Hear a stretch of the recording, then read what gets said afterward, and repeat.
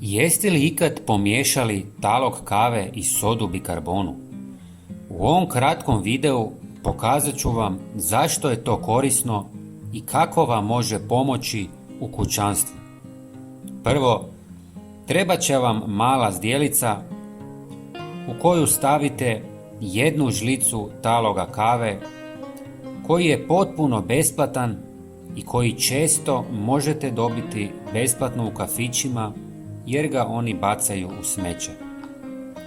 Zatim dodajte jednu žlicu sode bikarbone u omjeru 1:1 i lagano promiješajte. Nakon toga ulijte 200 ml tople vode i miješajte dok se sve ne poveže. Prijatelji, da li vi pijete kavu?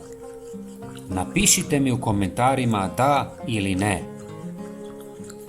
Zatim dodajte 100 ml deterdženta za suđe.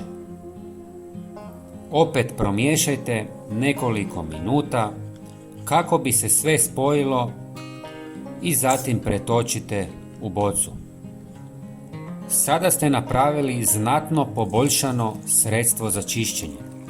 Ova kombinacija predstavlja izvrstan prirodni način za uklanjanje tvrdokornih naslaga na posuđu i drugim površinama.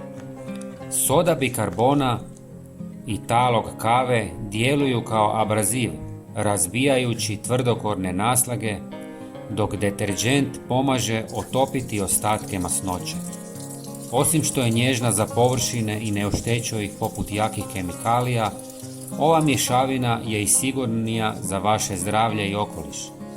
Korištenjem ovih sastojaka možete postići izvrsne rezultate bez upotrebe agresivnih kemijskih sredstva. Prijatelji, ne zaboravite pogledati naš sljedeći video na ekranu. Hvala vam